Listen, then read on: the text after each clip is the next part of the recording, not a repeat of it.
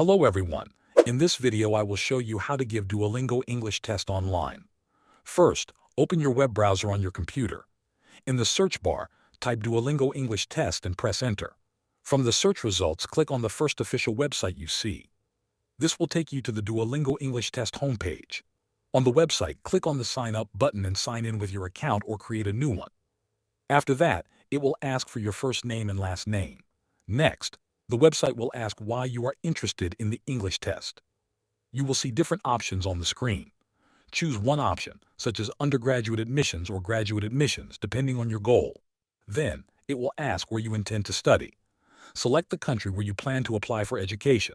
After this, you will be asked when you plan to take the test.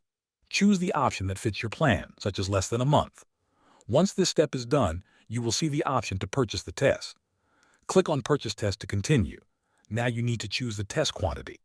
You can select one test or two tests, depending on your need. After that, choose when you want to receive your results. You can select same-day results, but this option has an extra fee. You can also select the option to receive results in 2 days with no extra fee. Next, you will be asked to choose a payment method.